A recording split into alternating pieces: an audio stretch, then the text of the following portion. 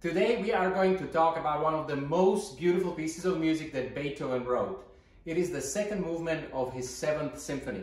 And because there is so much to talk about, let's just start right away. The movement starts with this chord. It is an A minor chord, which is alright, but it's missing the root. The note A is not there. Instead, we have an E in the bass, which makes this chord sound more like a question than an answer. So already something unusual. After this chord, the famous tune comes.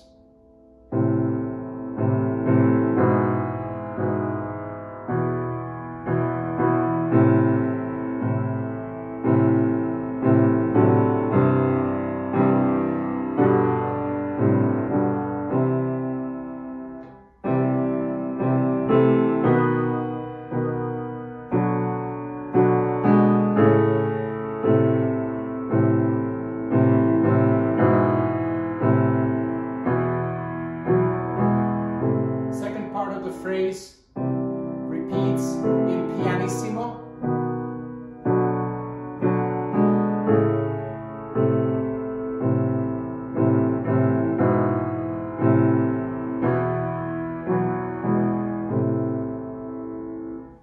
Alright, so I said a famous tune, knowing full well it's not really about the tune.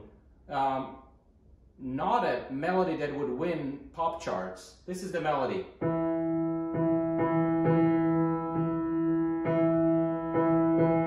Sounds more like a Morse code to me.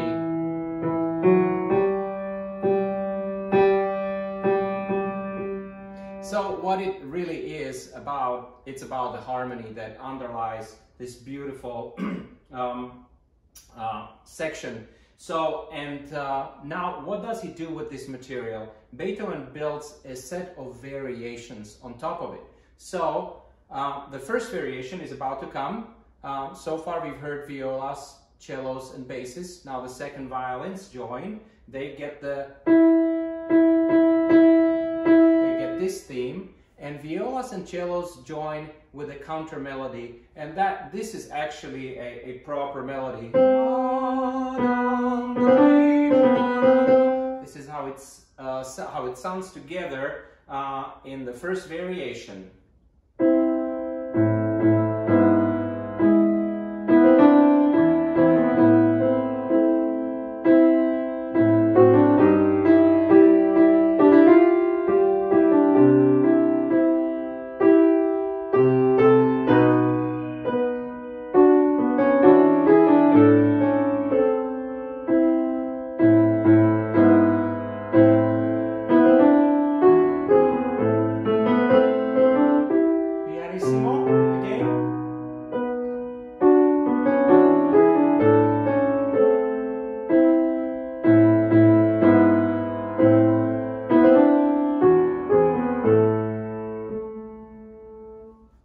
For the second variation, somewhat predictably, the first violins join. They will get the Morse code melody, and the second violins will get the counter melody. So here's our second variation.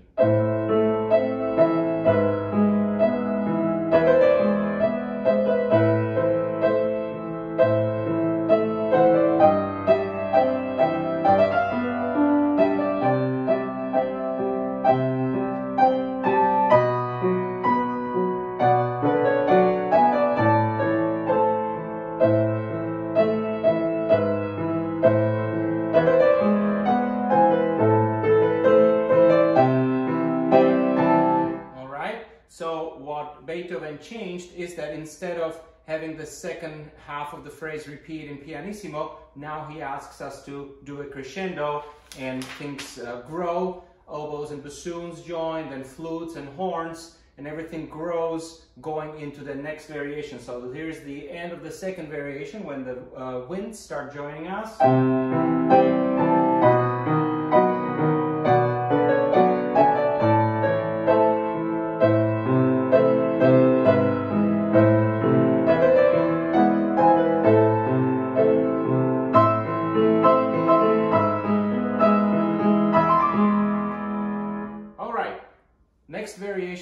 Now we are with full orchestra sound, playing, everyone plays fortissimo. What changed? Psychologically, it feels as if we're getting faster. And so maybe there's a little bit, a hair of truth in that. But overall, we're not really moving the tempo, but Beethoven makes us feel the metric pulse differently. In the beginning, it's mostly about quarter notes. Pum, pum, pum, pum. Then later, when the first and second violins join, the pulse changes to eighth notes.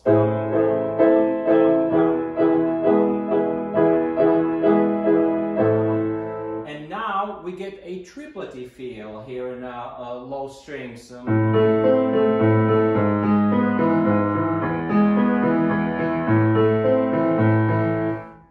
So it feels as if we're firing on more cylinders, although we're still going the same speed. All right, here is our fourth variation, fortissimo full orchestra.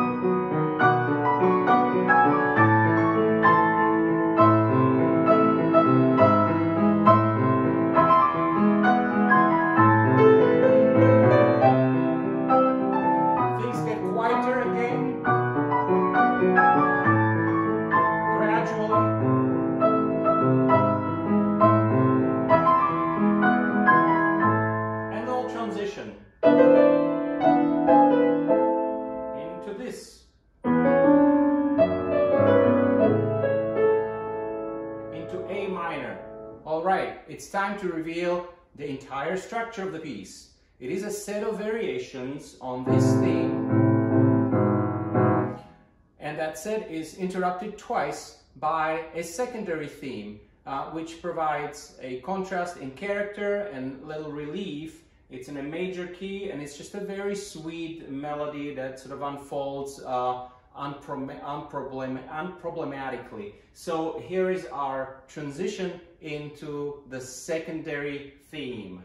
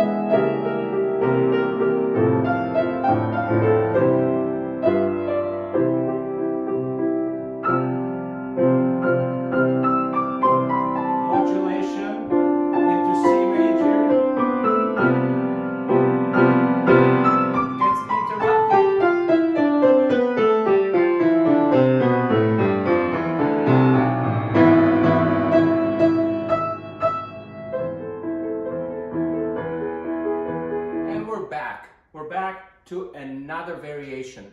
So Beethoven does not give you this theme in its original unadulterated form anymore. He keeps reinventing himself. He keeps showing where his fantasy leads him. So for this variation, the counter melody is very clearly audible in winds, in woodwinds.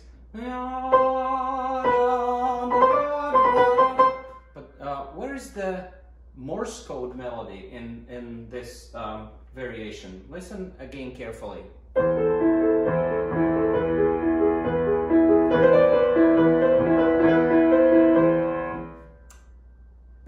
put it in cellos and basses, playing pizzicato in piano, not very audible. You have to really sharpen your ear to hear this.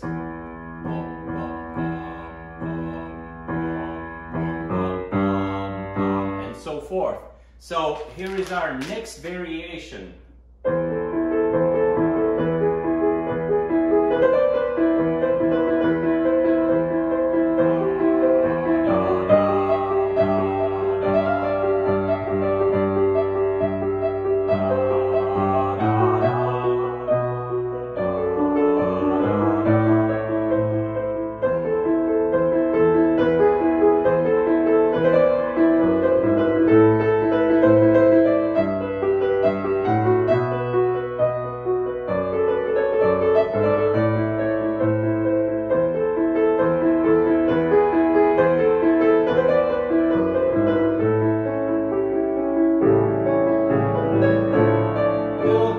Closing section.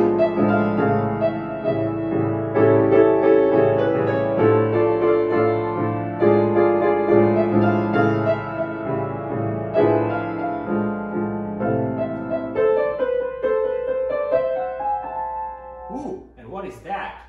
Now, Beethoven keeps just owing us with, mesmerizing us with what he can do. For the next variation, he decided to treat the theme from the beginning in a sort of in a Baroque fashion, in a polyphonic fashion. So he mounts a fugato, and you will hear the theme traveling from the first violins to seconds, then to cellos, basses, then finally to violas, and then things will slowly start growing. Once again, other instruments join us, wind instruments join us, until we reach another variation, which is a climactic point of the entire piece. So here's the fugato variation.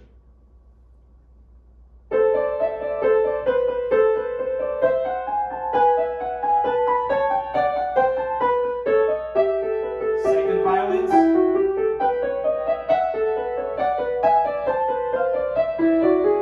Basses, cellos.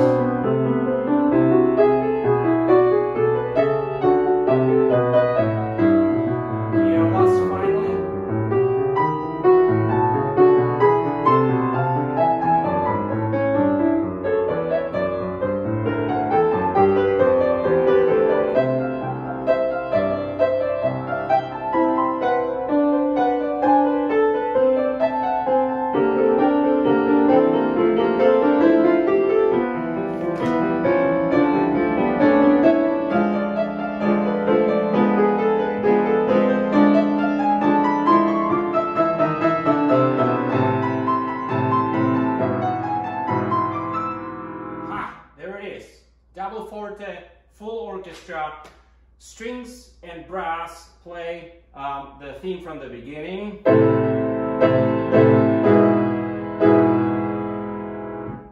And woodwinds get a new kind of a melody,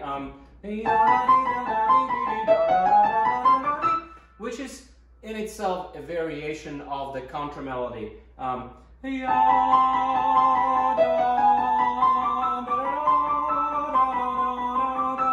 It is sort of hidden there. All right, so here we have our climax, another variation in fortissimo, and then once again a transition to a major where the secondary theme appears for the second and final time. All right, here's the A minor fortissimo variation.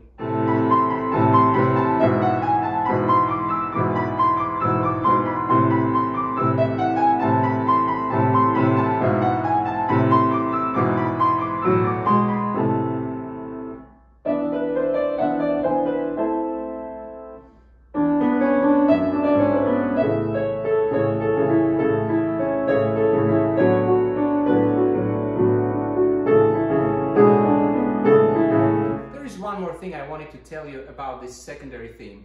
It appears to be, and it is, a completely different music. However, Beethoven binds it to the first theme in a very, very subtle fashion. When you hear what cellos and basses do, this is the rhythm from the beginning. So very subtle, but it's all unified as a whole. Here is our secondary theme.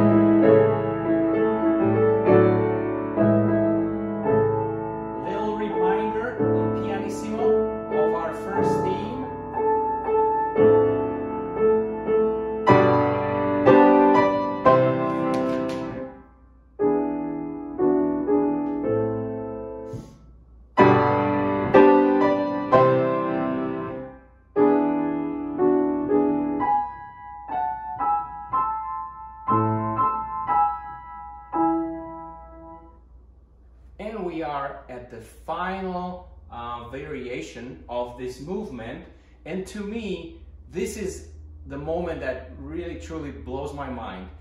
Beethoven was making things more and more complex throughout this piece. Now he does something that I think is just so modern. He deconstructs the theme. It is as if he was just trimming it down to its bare bones, to sort of a skeleton of that theme from the beginning. So first it's flute and oboe, and first oboe playing, then clarinets and second oboe, answer, and then bassoons and horns. And the final word goes to strings, playing now only pizzicato. And then he trims it even more to just the most necessary tones that still make us recognize it as a theme. It is just absolutely genius. It is as if you're looking at an old castle that sort of crumbled down, and you still can, in your imagination, you see it's in its splendor. But in fact, it's just few walls that create the image in our minds. So here we are at the final reiteration of the theme.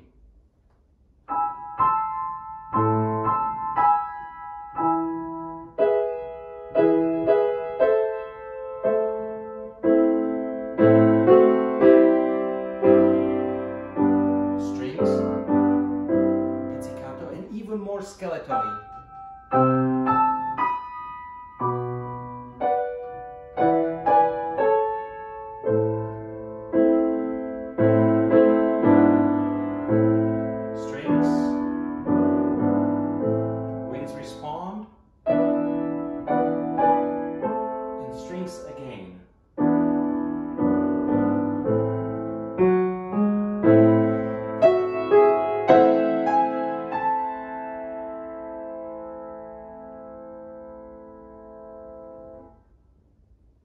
Recognize that final chord?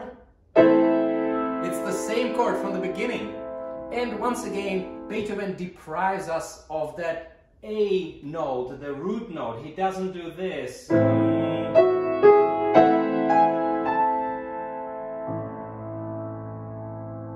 that would give us a sense of closure. But you know, this movement possesses such an otherworldly beauty. It is like looking at an extraterrestrial object and admiring its lines, but at the end of the day, you still don't know what it is. So instead, Beethoven